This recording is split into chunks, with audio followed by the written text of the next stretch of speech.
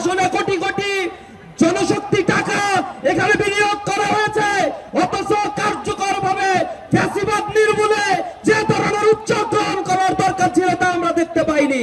শরীফ ওসমান হাদী হচ্ছে একটা আগ্নেয়গিরির নাম, যার আওয়াজ বাংলাদেশের প্রত্যন্ত অঞ্চল পর্যন্ত ছড়িয়ে পড়েছে। শরীফ ওসমান হাদী ভাইয়ের উপরে যে হামলা হয়েছে, আপনারা জানেন এই হামলার পর থেকে বাংলাদেশের প্রত্যন্ত অঞ্চলগুলোর মানুষেরা শরীফ ওসমান হাদী ভাইয়ের জন্য আল্লাহ রাব্বুল আলামিনের কাছে কায়মান বাক্যে প্রার্থনা করছে।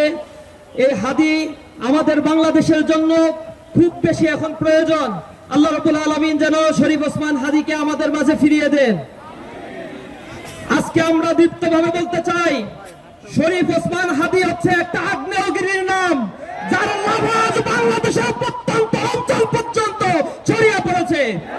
শরীফ ওসমান হাদী আধিপত্যবাদের বিরুদ্ধে যেভাবে উচ্চকণ্ঠে স্বৈরাচারের বিরুদ্ধে যেভাবে তালা বাজিয়েছে, তা জুলাই বিপ্লবীদের রক্তে আগুন ধরিয়ে দিয়েছে। সুতরাং আমরা বলতে চাই, ওসমান হাদীকে যারা হত্যার চক্রান্ত করেছে, যাকে তারা আক্রমণ করেছে, অনতি বিলম্বে এই ফ্যাসিবাদের দোষরদের গ্রেফতার করতে হবে। স্বরাষ্ট্র মন্ত্রণালয়ের দৃষ্টি আকর্ষণ করছি, তিনি আজও এখনো পর্যন্ত কার্যকর কোনো পদক্ষেপ গ্রহণ করতে পারেন নাই। প্রশাসনে কোটি কোটি জনশক্তি টাকা এখানে বিনিয়োগ করা হয়েছে, অথচ কার্যকরভাবে ফ্যাসিবাদ নির্মূলে যে ধরনের উদ্যোগ গ্রহণ করার দরকার ছিল তা আমরা দেখতে পাইনি। জুলাই পরবর্তী যে সকল নেতা কর্মী এবং সন্ত্রাসী আওয়ামী ফ্যাসিবাদকে গ্রেফতার করা হয়েছিল, তার অধিকাংশকেই আজ মুক্ত করে অস্ত্রের চোরাচালানির মাধ্যমে তারা আজ সন্ত্রাসীর স্বর্গরাজ্যে পরিণত করেছে।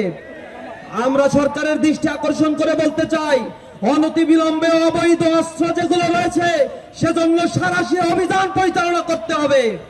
বাংলাদেশে আগামী যে সংসদ নির্বাচনের ঘোষণা দেওয়া হয়েছে, সেই সংসদ নির্বাচনের জন্য একটি লেভেল প্লেইং ফিল্ড গঠনের জন্য এখন থেকেই সরকারকে জনগণের আস্থা অর্জনের চেষ্টা করতে হবে।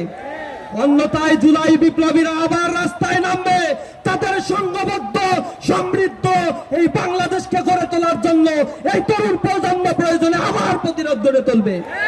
সকলের কাছে উদাত্ত আহ্বান জানাই, আল্লাহ রাব্বুল আলামিনের কাছে আমরা দোয়া করব, ইনশাআল্লাহ আমাদের বিশ্বাস, কোটি প্রাণের বিশ্বাস, সবাই আল্লাহর কাছে দোয়া করছে শরীফ ওসমান হাদী ফিরে আসবে এবং তিনি সুস্থ অবস্থায় আধিপত্যবাদের করাল গ্রাস থেকে এই ভূখণ্ডকে মুক্ত করার জন্য লড়াই চালিয়ে যাবে ইনশাআল্লাহ।